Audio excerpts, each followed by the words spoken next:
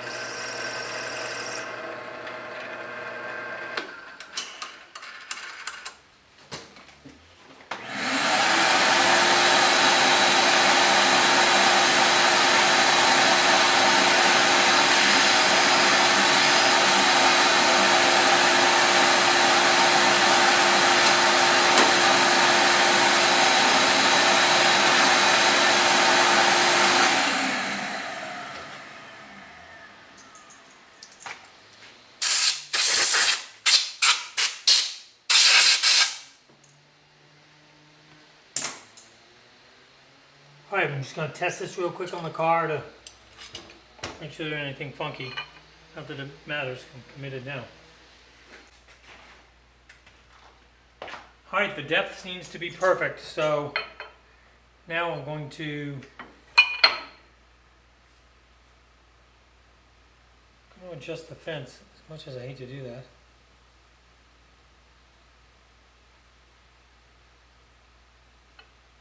Let's see. I'm going to go ahead and drill out the other side. So I've got all 4 of these to the correct depth. Now I'm going to take out the rest of this, hopefully. Let's see how violent this is.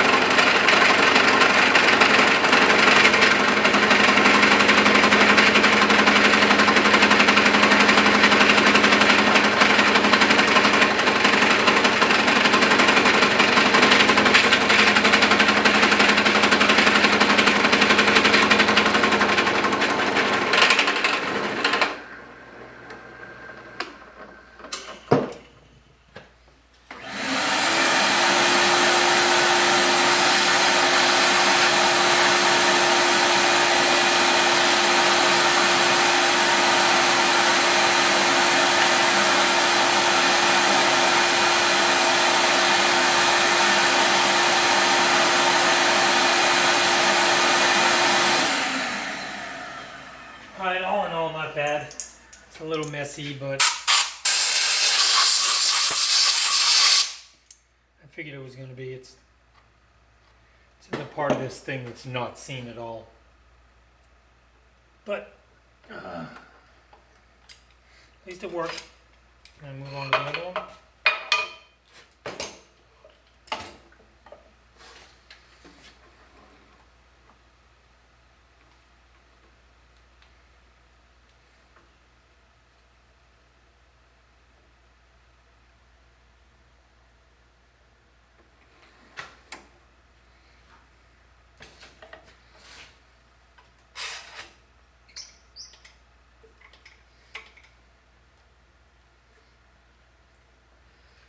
All the more reason you got to clamp this stuff down really well, because it would get pretty nasty if it started really moving around.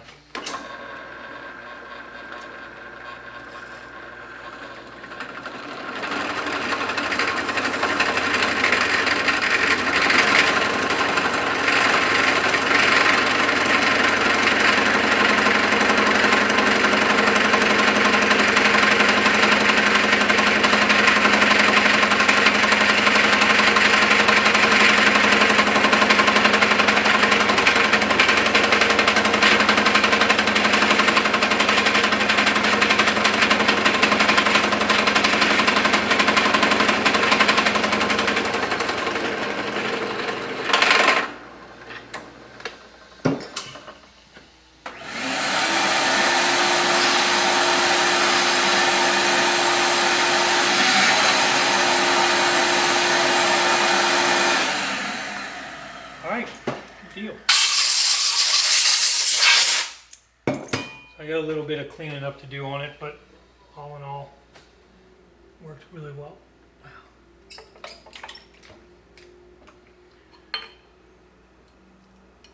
So next I'll do the other one. Alright, so I've got the fuel injectors all loaded into the fuel rail. And Sits right here.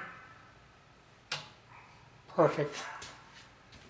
Maybe the other side.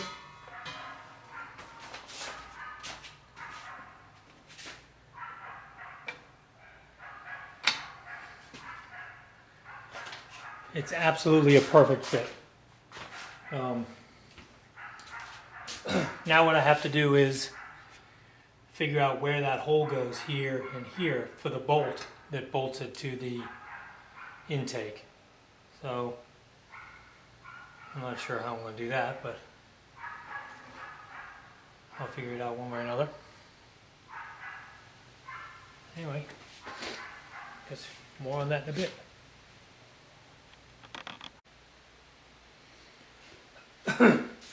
So now on both fuel rails, I drilled a hole. It's kind of hard to see. Right there. Let me see if I can. Sorry. So I drilled a hole right there and put a roll pin in it, 1/8 inch pin, and tapped it in there. It was extraordinarily snug, and then ground off the excess. And that just helps keep this piece from rotating since it only has one bolt. That bolt's plenty in the way of tensile strength, the trying to resist the whole assembly being blown off of the intake, but it just helps this from rotating. So now I've put all the injectors in, which I've discovered if you try to stick the injectors in these holes at 33/64ths, like right after you drilled the holes or when this thing's at all hot, it is a freaking chore to get them in there. They almost won't go in there. But if you wait till this is cooled, or if you just cool it off, they'll pop in there properly. Just if it feels a little snugger than even the factory intake, but it's clearly the right size hole. So I've stuck these in here. Now what I have to do, and I've already installed this side. It's completely finished. So I already went through this whole process. But you got to set it on there, line up all 4 of the fuel injectors with their ports, and then pop it in. It just snugly went in there. And then this needs to rotate back. The whole thing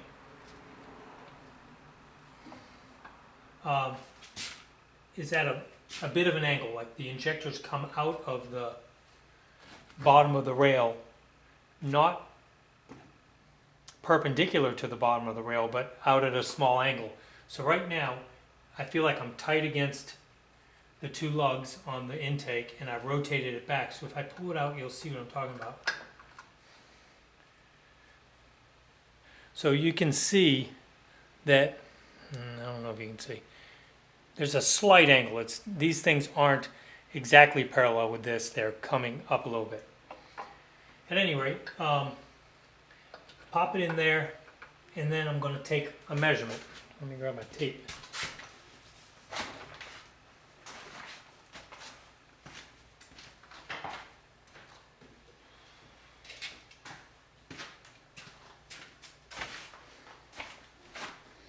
And you can measure this with calipers or anything you want, but at the end of the day, the tape does just fine for this. This is not exactly... So this is 9/16. It was the exact same on the other side. That's from this edge of the top of the plenum, or bottom of the top of the lower part of the plenum. And now I'm going to take a measurement from here to the center of that hole. So I'm going to line up the 1 inch mark on the center of the hole generally, and then read the other side of the tape where it intersects that line. And it should be 1 15/16. It is. So it's identical to the other side.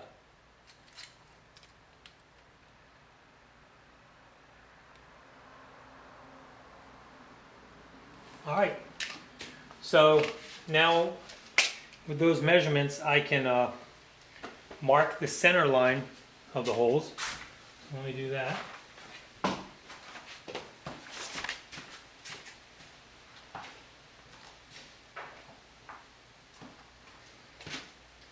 And this I'm just doing by eye.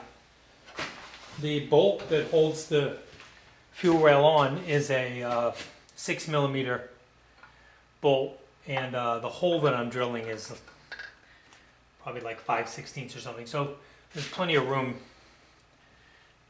to adjust a little bit. The original bolts on the original flange on the original fuel rails rather, had an oblong hole. So I think having some adjustment isn't bad. Anyway, you just set these in there so that they're all lined up with their holes, and then mark the center.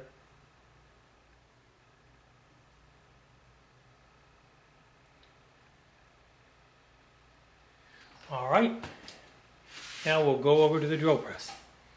Now this, I'm going to freehand. I'm not going to put it in a jig, but I have to transfer the marks over to the other side. So this is about 2 1/32.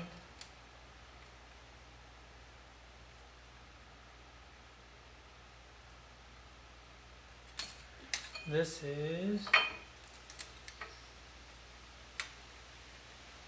about 1 29/32, so just under 1 15/16.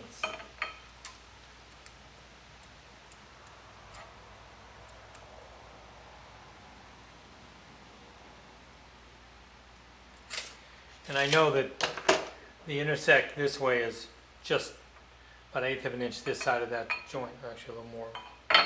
And because the other one was the same measurements, I can use this fence to get my distance from the top of the fuel rail. So, and I'm not even going to clamp it. This is all sort of freehand. It's pretty easy drilling here.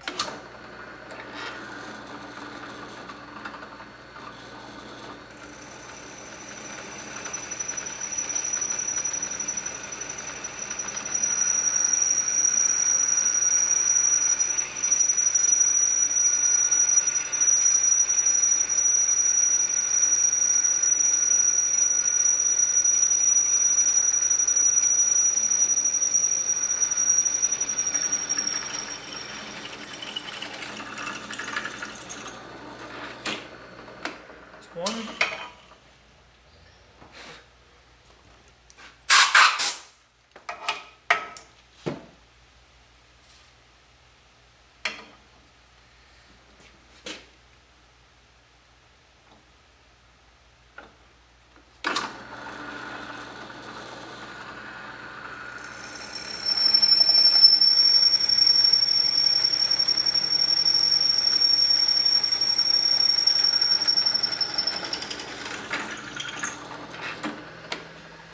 That's the last one.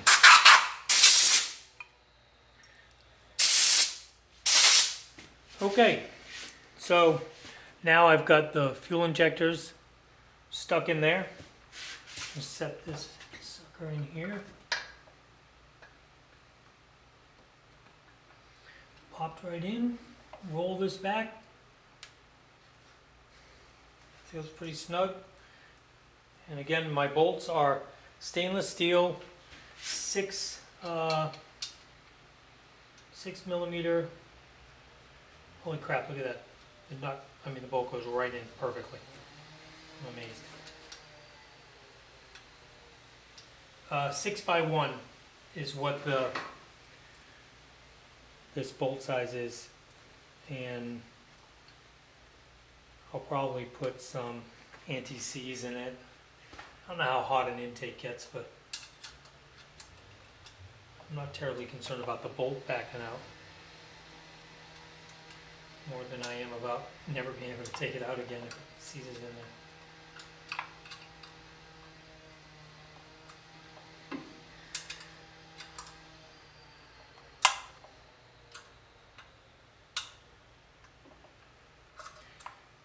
I think the socket heads look kind of cool, but I wish right now it was a hex so I could use a ratcheting hex wrench.